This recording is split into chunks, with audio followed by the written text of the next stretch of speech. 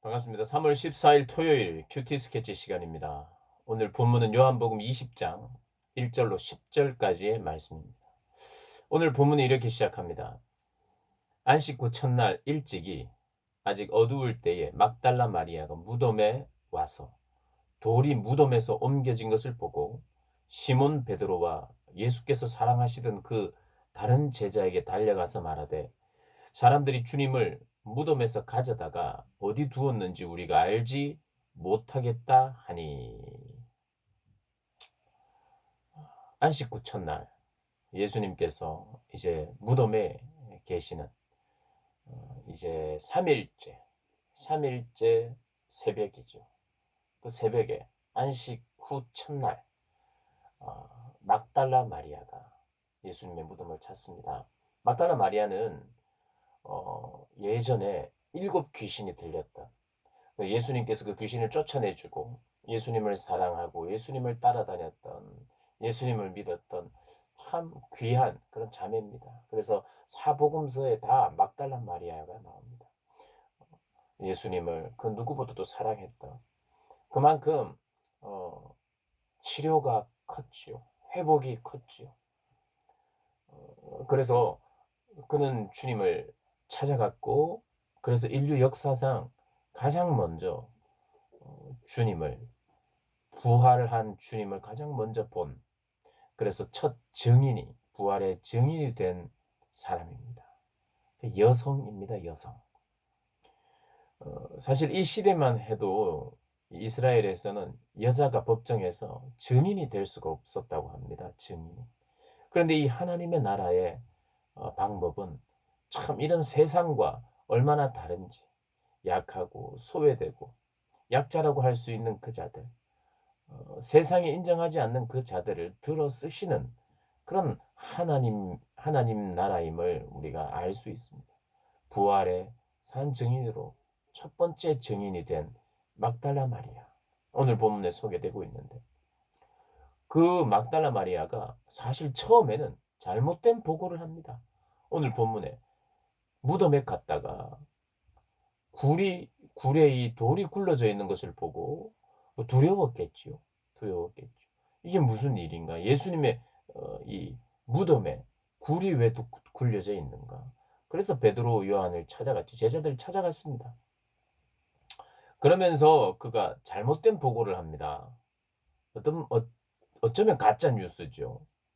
뭐냐 하면은 이 굴에 이 돌이 굴러져 있고, 돌이 무덤에서 옮겨졌고, 또 사람들이 주님을 무덤에서 가져다가 어디 두었는지 알지 못하겠다. 누군가 가져갔다는 거예요. 누군가가 가져갔다.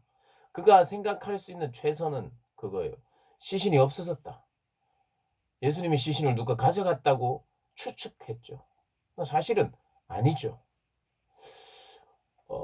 참 예수님을 사랑하고 십자가에 매달리시는 것, 그 앞에서 눈물로 주님을 바라봤던 여인, 사랑했고 믿음이 있었던 여인이지만 아직까지는 보아도 보지 못하고 깨닫지 못하고 믿지 못하는 그런 상황이에요. 이것이 마리아의 믿음이 약했다, 이렇게 말하기는 참 어렵습니다. 지금 본문은 그걸 강조하는 것도 아니에요. 따라온, 그 소식을 듣고 따라온 베드로와 요한도 있는데, 이들도 들어가서 보니까 누군가가 훔쳐갔다는 흔적이 없고, 세마포가 잘 개쳐져 있고, 그냥 사람 몸만 거기서 쏙 빠져나온 것 같아. 이 머리는 또 따로 다른 장소에, 머리를 쌌던, 그러니까 머리를 따로 싸고 몸을 따로 싸는 그런 장례 형식이었는데, 몸에 쌌던 것이 그대로 개켜져 있고, 다 벗겨 가지고 개치는 게 아니라 마치 싹 빠져나온 것 같이 쫙 개쳐져 있고, 그다음 머리도 오늘 본문에 보면 세마포가 놓였고, 또 머리를 쌌던 수건은 세마포와 함께 놓이지 않고 딴 곳에 쌌던 대로 놓여 있더라. 쌌던 대로 놓여 있다는 거. 만약에 누가 훔쳐갔으면 그 통째로 훔쳐가지, 그걸 싹그 벗겨가지고 다시 다 벗겨가지고 그렇게 해놓고 훔쳐가지 않는다는 거예요. 그래서 베드로와 요한은 이것은 누군가가 훔쳐간 것은 아니다. 너무 이상하다. 그러면서 베드로와 이 요한이죠. 다른 제자, 예수님 사랑하는 제자, 이 제자가 무덤에 가서 안으로 들어가서 보고는 그들이 보고 예수님이 없다는 것은 확실하게 확인했어요. 오늘 본문을 보면 어, 이 요한이 좀 더 젊어가지고 좀 더 빨리 뛰었고 이 베드로는 나이가 좀 들어서 더 뒤에서 뭐 그래 봐야 뭐 나이 들었다는 게 글쎄요 뭐 되게 많이 들었다는 게 아니라 요한에 비해서 그렇다는 거예요. 그래서 요한이 먼저 도착했지만 베드로가 먼저 그 굴 안에 들어갔어요. 그래서 보니까 세마포가 놓여 있는 것을 봤습니다. 그다음 이제 따라 들어왔지요. 저기 이 요한이 따라 들어와서 그걸 보고는 보고 믿더라. 그 이야기를 믿었다는 거예요. 여자의 이야기. 막달라 마리아의 이야기가 뭐냐면은 막달라 마리아가 시체가 없어졌다는 거예요. 예수님이 없어졌다는 거죠. 그것을 믿었다는 거예요.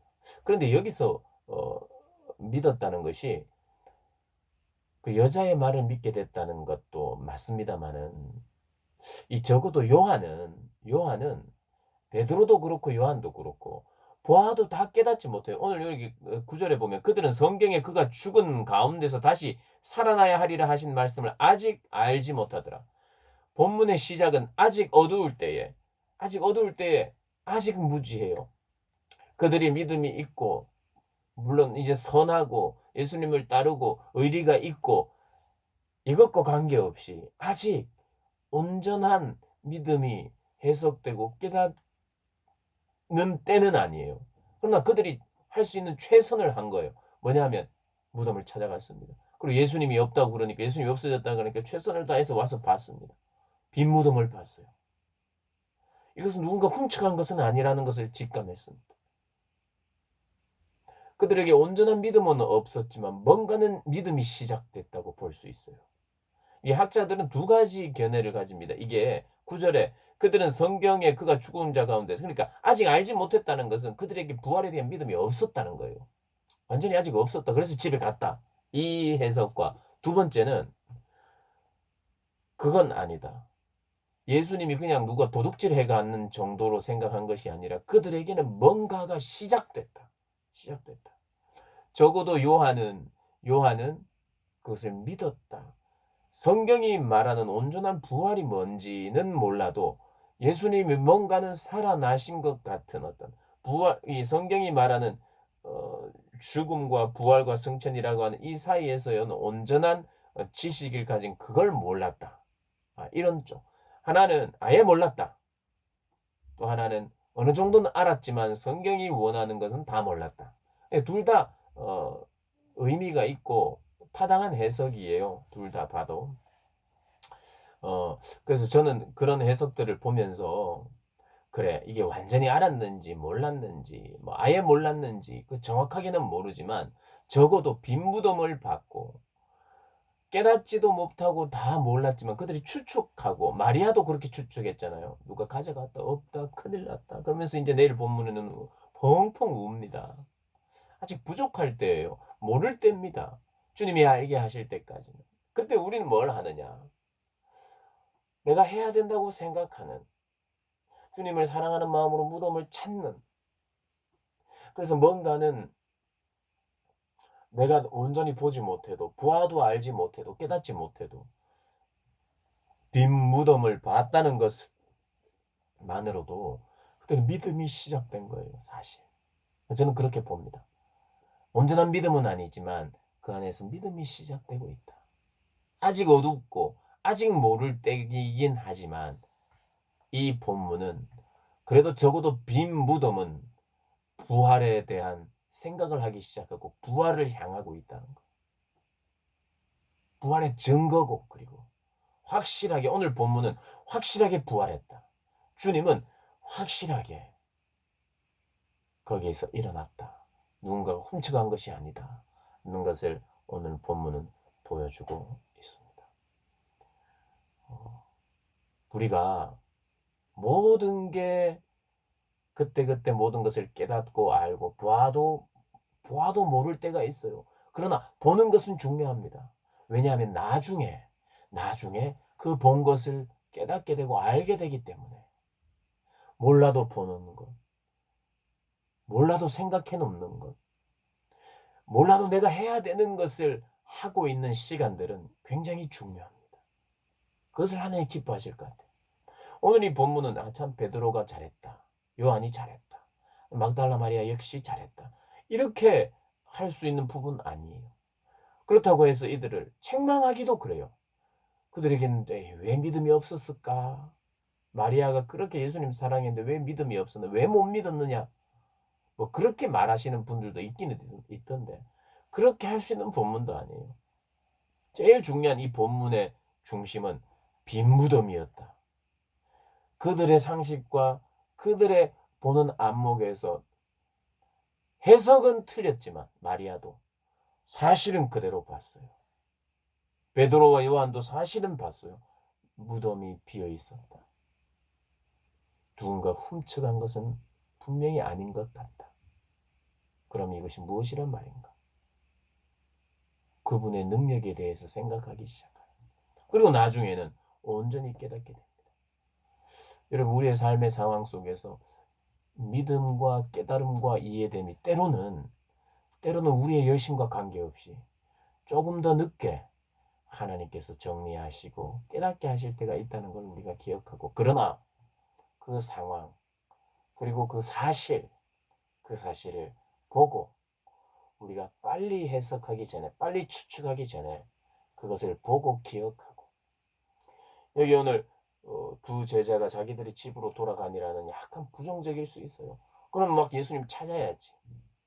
그런데 그럼에도 불구하고 우리의 아직 연약하고 부족한 이해력 그 속에서 모든 걸 다 우리가 이해하려고 깨달으려고 하기보다는 기다리면서 주님이 보게 하실 때 예전에는 보았는데도 몰랐던 것을 보고 알게 되고 깨닫게 되고 하는 그런 날들이 온다는 것 우리가 기억하면서 우리가 우리의 삶의 자리 현재에서 내 삶의 자리 믿음의 분량대로 하나님 앞에 나아가는 것 성실하게 나아가는 것 그리고 사랑하는 마음으로 나아가는 것 그것이 가장 중요한 것이고 좀 이 시기에 꼭 필요한 그런 우리의 삶의 모양이라고 생각을 합니다.